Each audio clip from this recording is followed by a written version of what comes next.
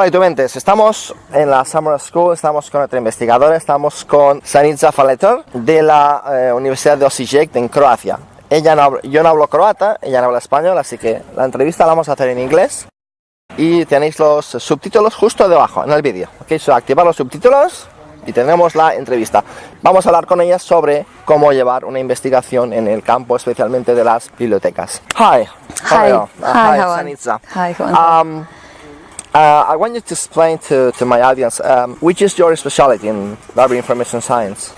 Well, my special interest lies with the library services to underserved and marginalized social groups and their information behavior. For example, I have studied multicultural linguistic groups that live in Croatia and how they, what information needs do they have, especially in their mother tongue, how they look for the information and how is library facilitating their access to the information and services they need. Also, I've looked into the information needs and reading interests of prisoners. So it's more or less certain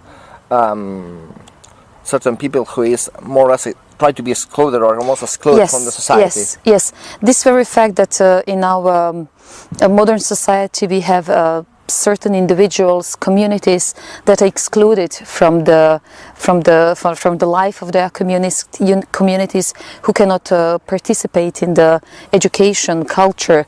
I'm really interested in those. Oh, yes, that's nice. I have a question: is how do you conduct a research on your field? Well, sometimes it's quite difficult and demanding, especially, for example, in the case if you want to look into the reading interests of prisoners, then the process of getting into the institution is really complex. You need to, prepare for like half a year to have a contact with the administration because not everybody is allowed to enter the institution.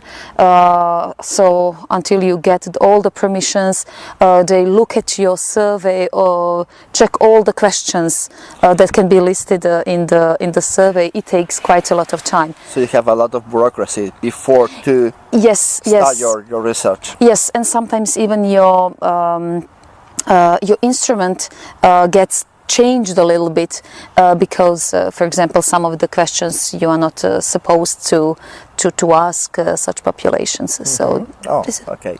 I have a question: is which advice could you say to any PhD student or a master student regarding research on the information library science? Well, I think the first and the most important thing would be to choose a topic that they really have interest in. That's so being passionate for this topic. Having passion about the topic. Yes, that's definitely number one. Well, number two might be, first get skills that you need to do the research. This master thesis should definitely not be the first study or research that you are conducting. You should have done some previous small-scale studies. Of course, had a mentor or supervisor who would lead you through that. Supervisor is also very important. A very good supervisor. A very good supervisor, of course. Sometimes you're not in a place to choose a supervisor, or you don't even know how the supervisor works that you have if you are in such a position.